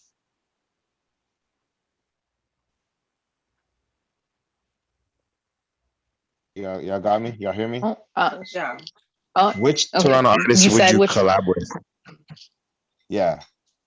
There is a very long list. But I guess I would say that I think I'd want to work with Hawaii Mighty. I think that like she's Hey. Havaya, definitely someone that okay. directly inspires me. Yeah, yeah. I met her like early on when I was starting out, and she gave me some advice and stuff. And she's just been really dope, a really dope person to talk to while going through this journey of my own and watching her and her own journey. And I think she's doing really great. So yeah, I would definitely want to work with her because I just kind of like trying to be like keep going till I could catch up with you and it's like, yo, let's do a track kind of thing, Yeah. So I would want to do that. That would be cool. But yeah, there's definitely a lot of artists that I would want to collab with from here. There's so many, and I don't want to list all of them because I don't want to leave somebody out. And Right. all of you guys know who you are, okay? You know who you are. you don't want to get those DMs like, what about me? I know, right? Yeah, all of them.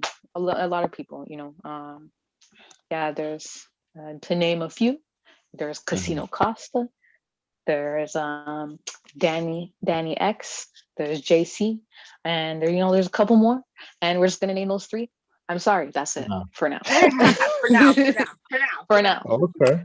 For now. Okay. But there's a lot. There's a lot of. Okay. And outside of Toronto, who would you like outside of Canada? Who would you want to collab with?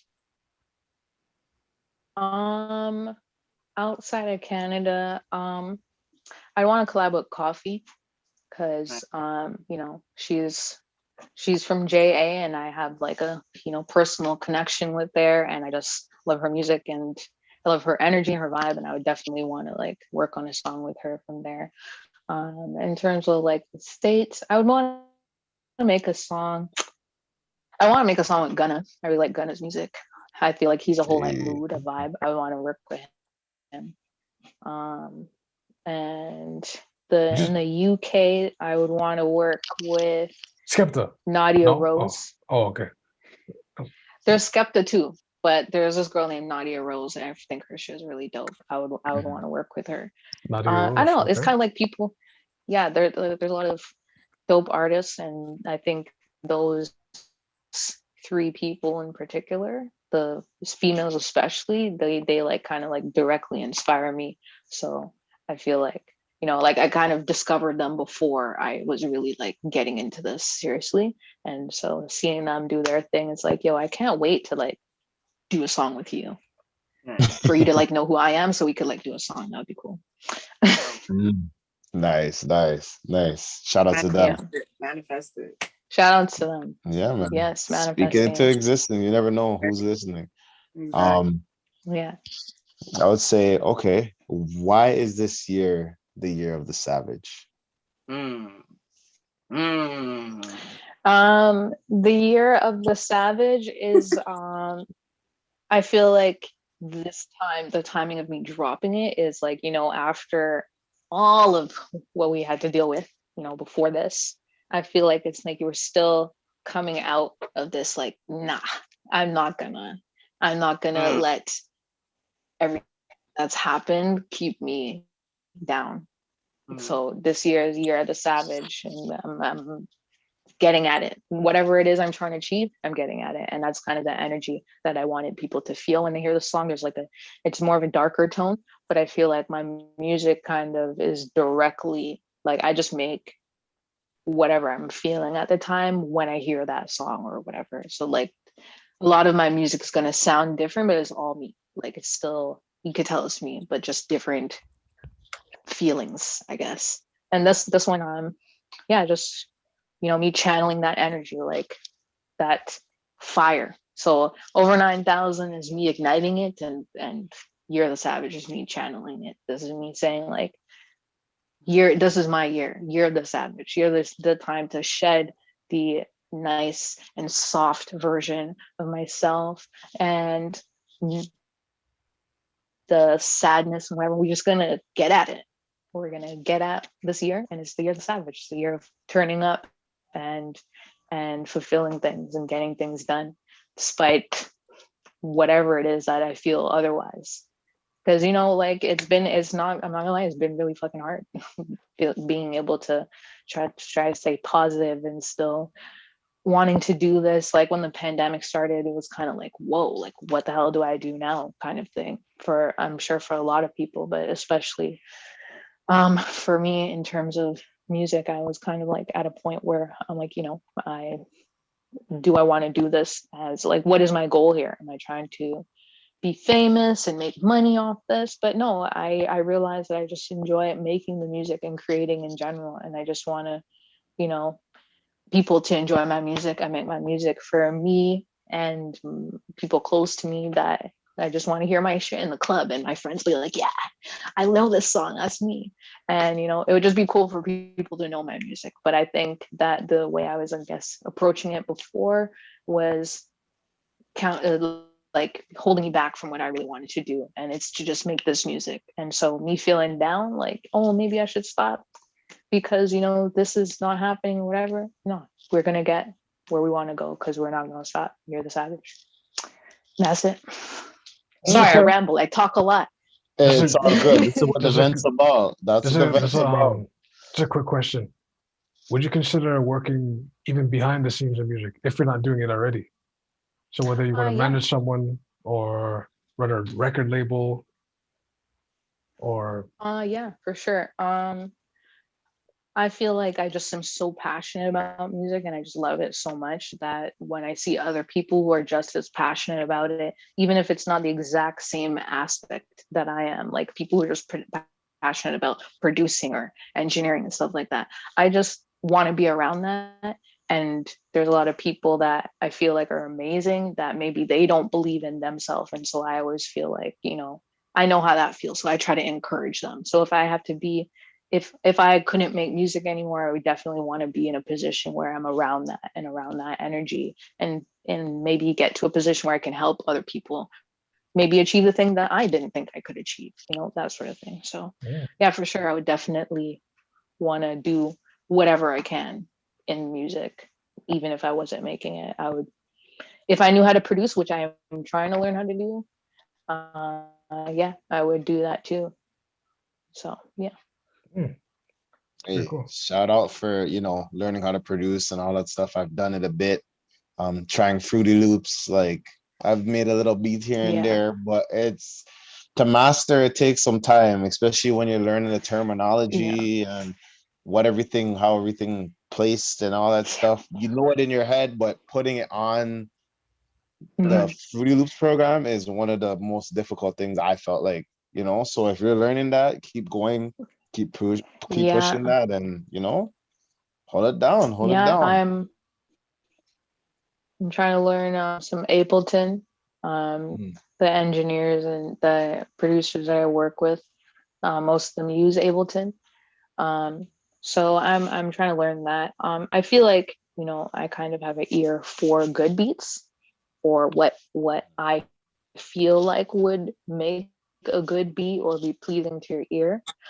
So I really give like those producers their roses for being able to make beats that are really good, because it's really hard to do. It's hard. Like, I don't think people realize how hard it is to make something that you didn't even know you wanted, but you like it. So like making good beats, making a good song, and it's like having a good beat is the foundation of having a good song. So like producers are super important. And so yeah, I would me trying to make beats, even more respect to them, because I don't even know what I'm doing. I know what a good beat sounds like. I haven't made one yet. So I respects to everybody that's doing that, because it's really difficult. But I feel like we're in a time now where we all need to learn. If you're trying to do music, we all need to learn a bit of everything. And even if you feel like you're not interested in those things, it's just kind of getting that knowledge a little bit kind of helps you better understand what that person is doing when you're working with them. And then maybe you can even communicate with them better. So that's kind of like what I try to do with myself, is learn a little bit of those things, so that when I'm in the studio, I'm not like, oh yeah, to my engineer, oh yeah, make it sound like that thing, turn it up like more, and where I can actually just describe exactly what it is that I'm asking for. Oh yeah, I need it in this many counts, bring it down to this many counts, turn the mixing down, like, those sort of things. So yeah. Hey, I respect that. Engineers. Shout out to the engineer. Shout out to everybody that's doing music. Shout out to all of them. Shout out to everybody who's doing music. Shout out to the people who, people who are still doing music, regardless of what people say about their music. Like you have to have really thick skin. And, there's people are going to tell you that you're shit, but at the end of the day, if you have fans, that doesn't mean anything. Like, your fans are super important. Having supporters and a support system is super important. And I feel like I'm working on myself in terms of trying to be more open on social media, because it's like nobody really sees my personality as much. I kind of just try to keep it about the music. Really, really genuinely appreciate the support that they give me, because it's needed for sure. It keeps you motivated, and that's what being independent is. That's what helps you be independent, because the labels and stuff, everybody feeling like they need that label. Well, it's like, yeah, if you're just trying to get that quick money, sometimes that works for people, and that immediate exposure. But if you get ignited really fast, sometimes if you're not ready for that, then you just burn out and you can't recover. So I kind of feel like I'd rather be underrated, where people are still doing this thing where they're discovering me and putting people on, because I know what that feels like. I love that feeling. It's like, yo, you haven't heard of so and so, and then you hear the song and they're like, yo, I wish you had told me about them from before, that kind of thing. So I want people to feel like that about my music. So yeah, that's one of the reasons I always still do it, and not worry about the money and shit, because yeah, we just like making the music, the money gonna come. Okay. We don't need a cap about it. Yo, hey, I hear that, man. Keep pushing that, keep going for your dreams, keep pushing that, man. Hey, keep slanging it out there and put it out the music, man. Keep doing it. I shall. Thank you. We just to wrap up the pod, we usually have something called the COVID update. and we basically talk about, you know, things that's happening in the city and stuff like that. And what happened recently, like I was gonna bring up the stay at home that's been extended.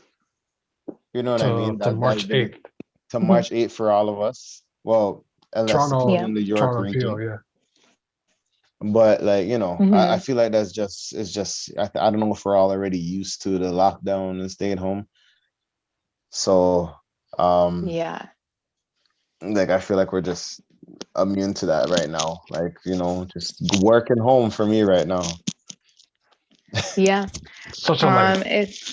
This is definitely a test of like a lot of people's mental health, because you know we're so used to being able to go around people to the point where it's almost like you don't even like appreciate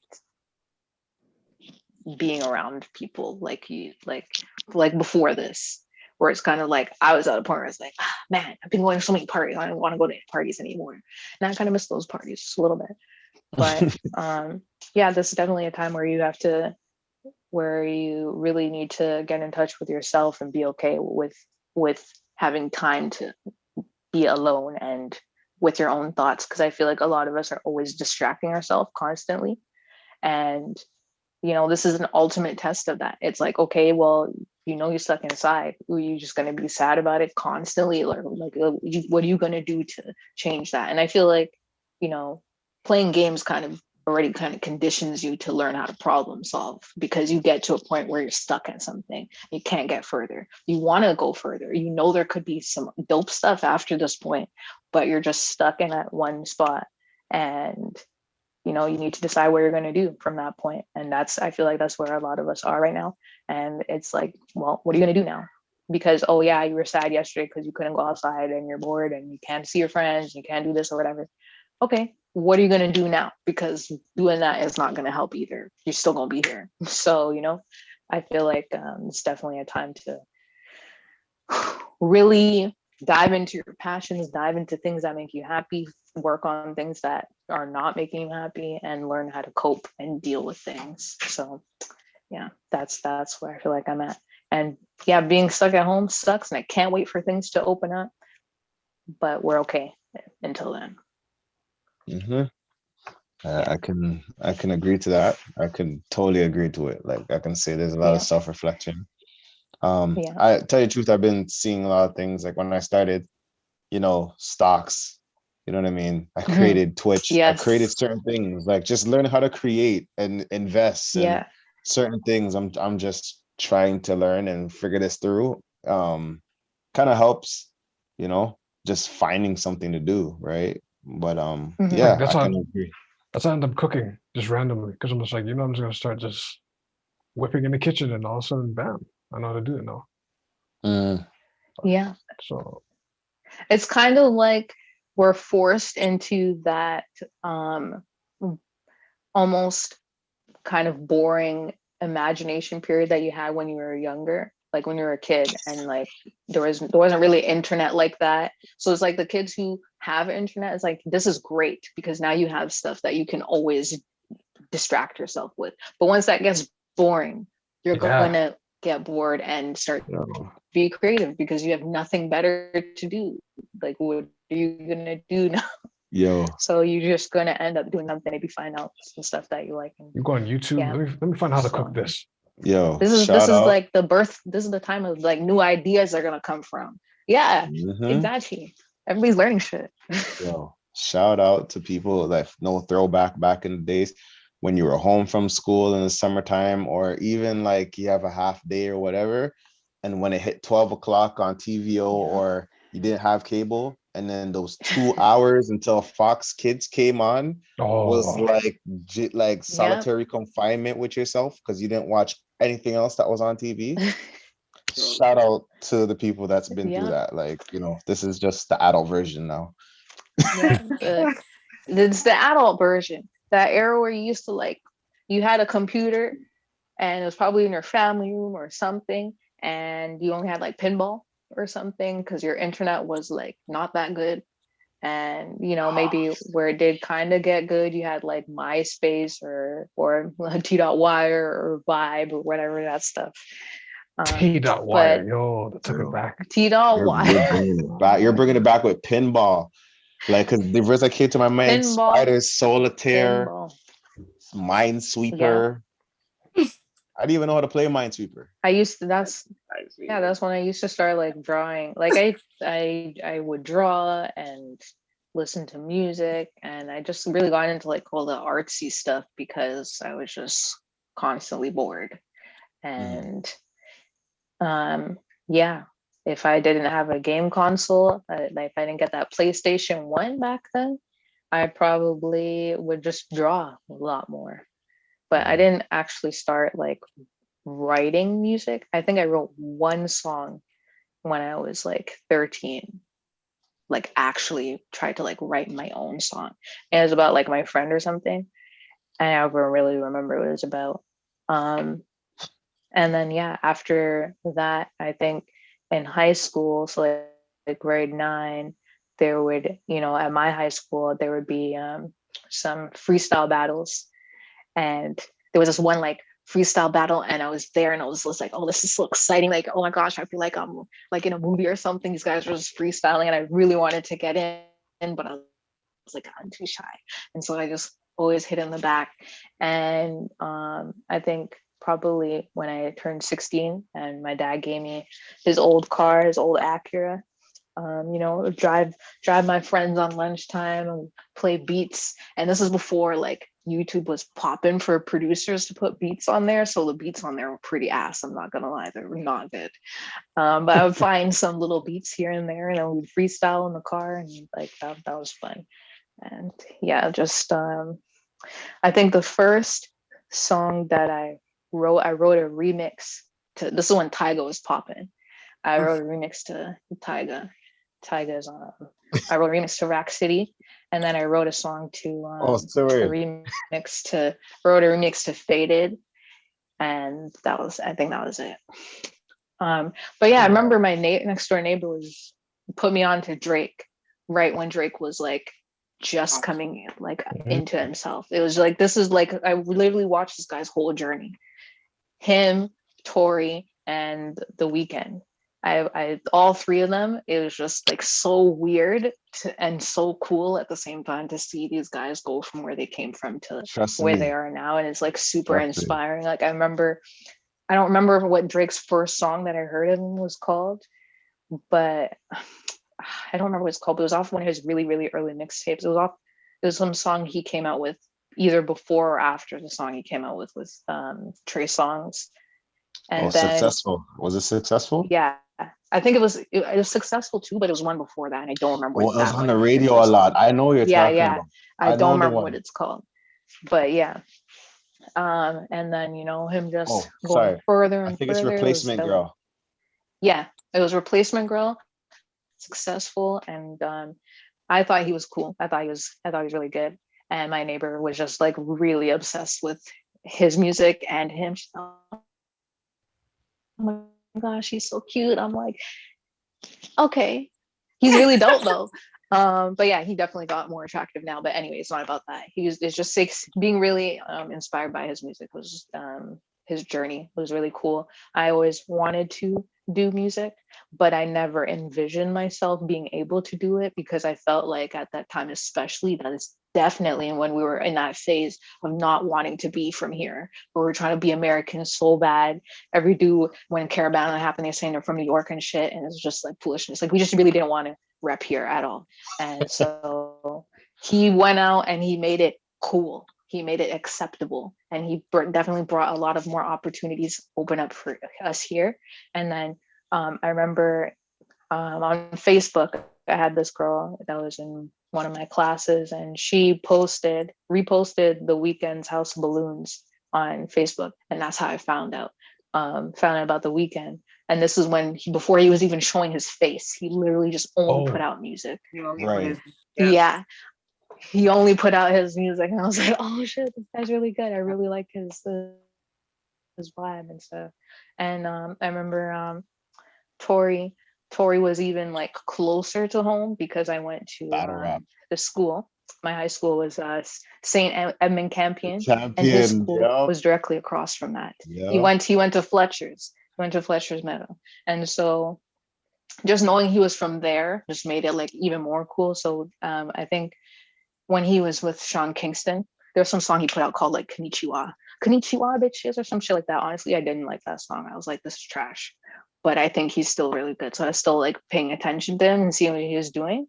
And then he just started dropping like mixtapes and stuff after. And then I really got into his shit after that. But I think there was like Ric Flair and then these other songs that he was dropping. It's just these remixes.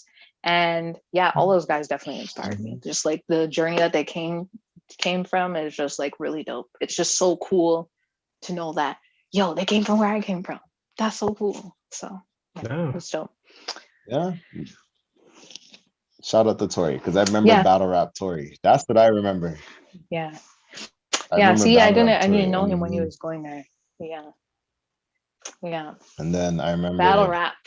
Tory Lanez, he had what's it called? Yo, I think it was the Chicks tape. That's when I said, okay, I gotta start listening to this guy's music. I think it was the No Scrubs, TLC No Scrubs remix. I said, okay. Yeah. This guy is a problem right now. You know what I mean? No, I like when Tori spits. When Tori goes in on that, when he comes with the flows and the bars, that's the Tori that I like. His singing and stuff is okay. Yeah.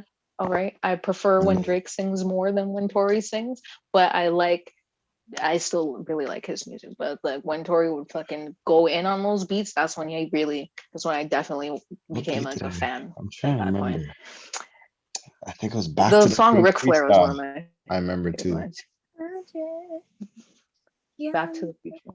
Freestyle. I remember it was a music video when he was younger. The one that and he was doing when he was just moving the camera. He was slapping the camera and he kept switching. That's what I remember for Tori. Yeah, see, I didn't see that one. Yeah, but yeah, hey, it's just dope. Sounds like you're close to greatness, yo. You're close to greatness. Yeah. Sounds like, hey, something is going on, yo. It would be nice one day to be mentioned in those conversations. That would be dope. You know. Don't worry, you will be mentioned definitely. Don't worry about that. It's coming. It's like, whoa. Name of the big lights. Big lights. Yeah. It's coming. Yeah. It's coming. Siren Sav. Hey. But yo, I would oh, sorry. Continue. Sorry, I was cutting you off. Oh yeah, I mean, it would be an honor to be featured on any of those guys' music. So that goes without saying, obviously. You know, all of them, they're all great. Everyone who freaking made it a name for themselves from here, like pat on your friggin' back. Like that's dope. It just feels like it's kind of hard from here, honestly. So people that have done it, like I respect that. I respect everybody that's still doing it, trying to make it here, trying to make their name and music here. It's really hard. So yeah. Siren Sav, I just want to say, yo, thank you for having this interview. Like, clap it up. You know what I mean? I'm gonna say that for sure because it's like, you know, that anime segment, I think like that's something that could be a podcast in itself. Yeah. You know what I mean? Yeah, we should definitely invite me to a podcast where you can talk about that stuff. That would be for sure. I think that should be it could be a thing. Like, it could be a thing, yeah. Yeah. So yo, like I just want to say thank you so much. Like I'm happy that we had this second interview. To get to know you more and all that when it comes to like everything, there, music and all can that. You see me? Oh, you're frozen up a little bit. We hear you. We hear you. Oh, there you are. Uh-oh, we hear you. Check. 1, 2, 3. Hello. Yeah, I think we were saying, can you hear me? Yeah. See, this is why I don't like Bell. If you're with Bell. I mean. What? Okay. Okay. Okay. Okay. Can you see me? Yeah. Okay. Yeah, it's technical difficulties with my internet. Second. But yeah, you know, thanks for having me. I appreciate it. You know, definitely hit me up if you want to talk about anime stuff. I'm definitely interested.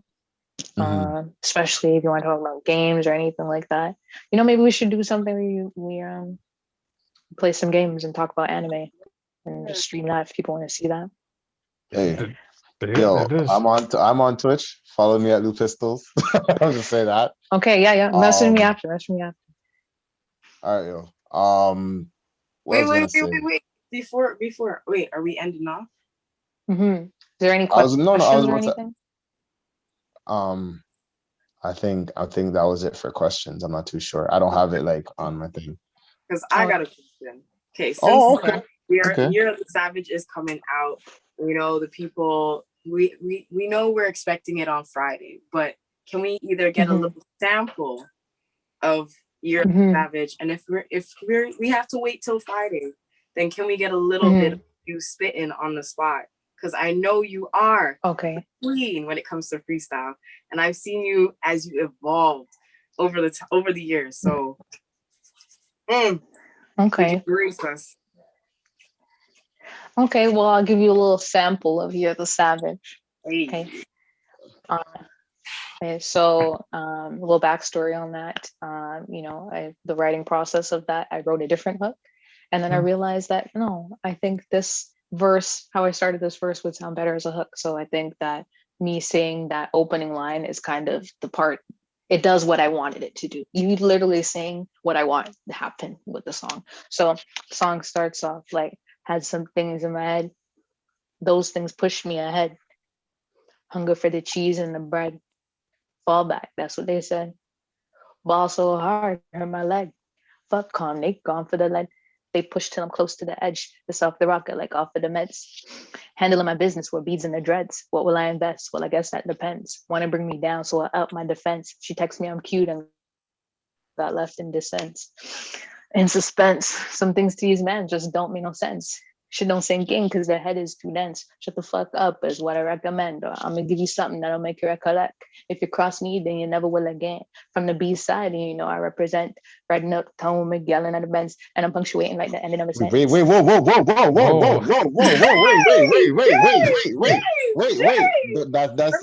it.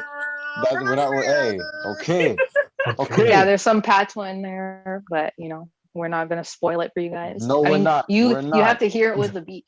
You have to hear it with the beat. Okay. I just said it for you slower so that you can hear what I'm kind of saying. intertwined too. Okay, and then it started to pick up. Year of the Savage. Yes. Okay. Year of the Savage. All right. I'm blending every 26th. those two styles. Friday night. Yes. Friday night. Friday. Okay. All right.